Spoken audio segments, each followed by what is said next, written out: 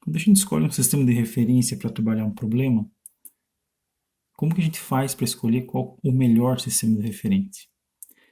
Notem que a escolha do sistema de referência ela pode ser qualquer. Se você pegar lá, por exemplo, um bloquinho que está sobre um plano inclinado,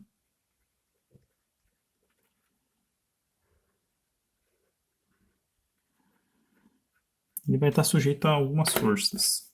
Uma delas vai ser uma força normal, uma delas vai ser uma força-peso, e vamos supor que a gente tem também uma força de atrito, que a gente costuma representar aqui na superfície. E a gente precisa resolver esse problema. Vamos supor que seja um problema de equilíbrio. A gente precisa determinar qual é o valor da força de atrito, por exemplo, para que esse sistema continue parado, sendo que a velocidade inicial dele é nula, né? Então, só quero que ele se mantenha parado. E eu sei o valor da força-peso, por exemplo. É comum nesses problemas que a gente também sabe qual que é o ângulo de inclinação do plano. Como que eu vou escolher o sistema de referência que vai permitir que eu resolva esse problema de uma maneira mais simples? Bem, tem alguns macetes para isso. O primeiro macete não é relevante para esse problema aqui, porque a gente não tem aceleração. Porque ele vai ser simplesmente escolher um eixo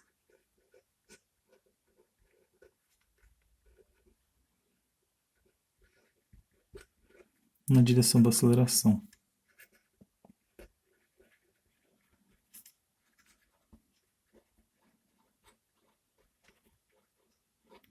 Isso nem sempre vai ser possível, porque às vezes tem aceleração no problema, mas a gente não sabe qual é a direção dela. Mas se a gente sabe qual é a direção da aceleração, então a gente vai escolher um eixo na direção dessa aceleração. Vamos supor, por exemplo, que a gente não tivesse essa força de atrito aqui, esse bloquinho ele ia estar sujeito a uma aceleração no sentido paralelo ao plano aqui, né? Então ele ia descer através do plano. Então a gente ia saber que essa direção aqui paralela ao plano ia ser a direção da aceleração dele. Então a gente escolheria um dos eixos de referência na direção dessa aceleração. Por que isso? Porque quando a gente faz essa escolha, a gente garante que no outro eixo a gente não vai ter aceleração. Então, pelo menos um dos eixos vai ser equilíbrio, o outro não.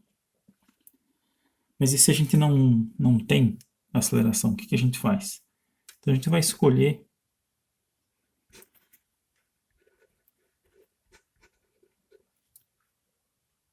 os eixos de maneira a minimizar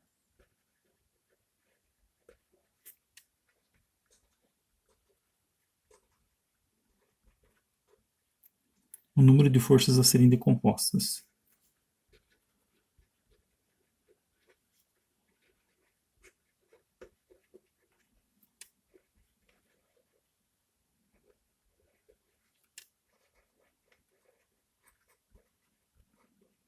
Bem, como é que eu faço isso? Bem, aí é uma questão de a gente olhar para um esboço do problema, né? Por isso que é importante a gente fazer um esboço do problema e tentar determinar um sistema de referência. Obrigatoriamente a gente vai usar um sistema ortogonal, né? A gente não quer cair naquela situação em que é muito difícil a gente determinar quais são os componentes dos vetores, porque a gente está utilizando um sistema que não é ortogonal. Né? Então a gente sempre vai se ater a sistemas ortogonais. Então vejo que uma das coisas que a gente costuma fazer quando a gente vai estudar lá movimento vertical, né, por exemplo, queda livre, a gente escolhe um dos eixos de referência como sendo um eixo vertical. Né? Só que nesse problema isso seria uma escolha terrível, porque veja que se você escolhe aqui um eixo vertical na direção da força-peso, você vai ter que decompor tanto a força normal quanto a força de atrito. E a gente não quer isso, a gente quer decompor o menor número de forças possível. Então notem que essa força normal é perpendicular a essa força de atrito. Então, nesse problema em específico, a gente vai tentar escolher um sistema de referência composto por um eixo que é perpendicular ao plano inclinado e um eixo que é paralelo ao plano inclinado. Notem que se a gente tivesse aceleração, a gente ia ter escolhido esses mesmos eixos, mas simplesmente utilizando ali a ideia de que a gente tem que minimizar o número de forças a serem decompostas, a gente vai escolher de novo esse mesmo sistema de eixos de referência. Notem que, é claro, para a gente poder decompor aqui a força peso na direção do eixo x ou do eixo y, a gente tem que saber esse ângulo aqui. Mas é possível mostrar que esse ângulo aqui é igual ao próprio ângulo de inclinação do plano. Então não é à toa que esse ângulo aqui sempre é dado, né? O ângulo de inclinação do plano em relação à horizontal. Por quê? Porque ele é o mesmo ângulo que a gente vai ter entre a força-peso e esse eixo que é perpendicular ao plano. Outra coisa que a gente tem que notar aqui é que quando a gente vai falar aqui de sistemas de referência, não necessariamente a gente precisa colocar aqui um eixo x apontando meio que para a direita e um eixo y apontando meio que para cima.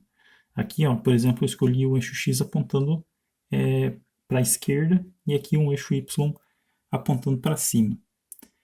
Notem que isso leva a uma certa questão lá em relação à mensuração dos ângulos, né? A gente tinha escolhido lá a questão de, como é que eu vou fazer para decompor os vetores? A gente tinha pensado sempre num eixo apontando para a direita e aí medindo no sentido anti-horário.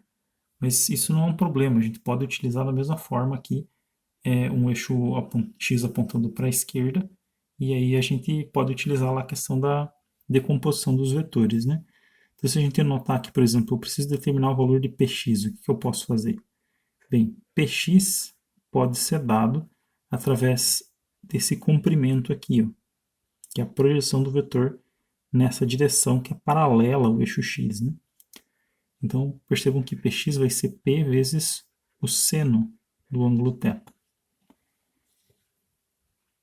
Notem que esse valor é positivo, por quê? Porque se você pensar na projeção aqui na sombra, digamos assim, do vetor P, ele aponta na direção do eixo X.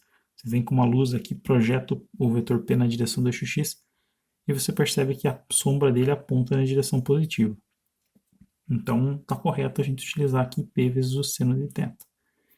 E se eu quiser determinar qual é a projeção desse vetor P na direção do eixo Y?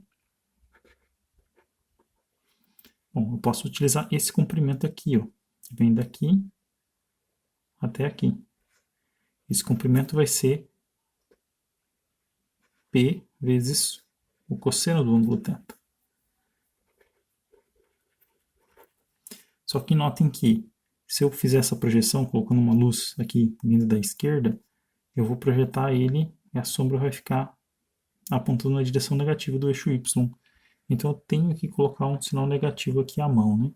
Então, como eu tinha falado lá no vídeo em relação a vetores, é muito comum que a gente utilize o menor ângulo entre um dos eixos e o vetor. E esse ângulo vai ser entre 0 e 90 graus. Só que isso não necessariamente vai dar os sinais adequados para as projeções.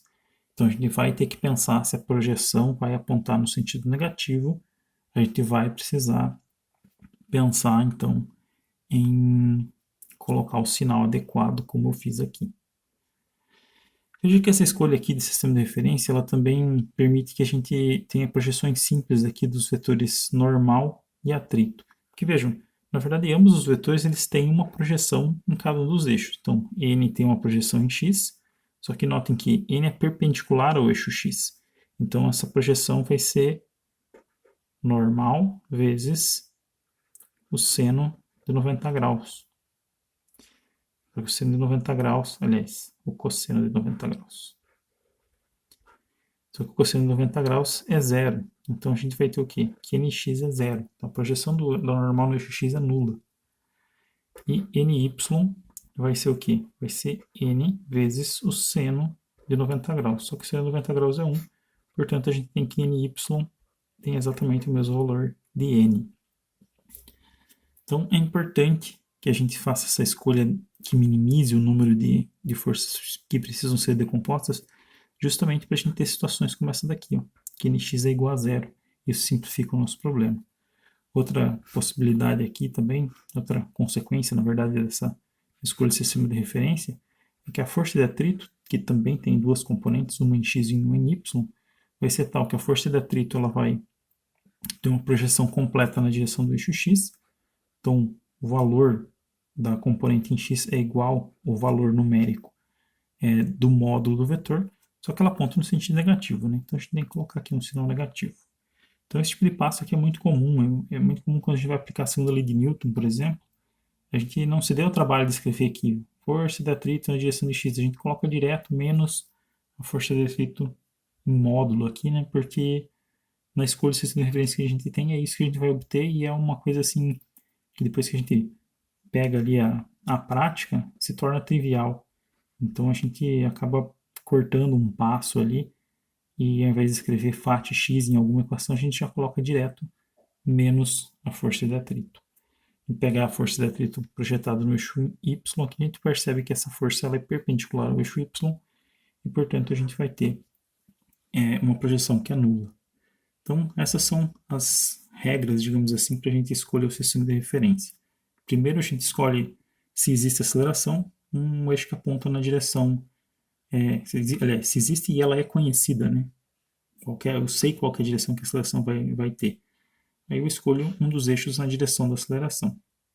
Agora, se eu não posso fazer isso, aí eu vou tentar escolher uma sistema de referência que minimize o número de forças que eu preciso decompor.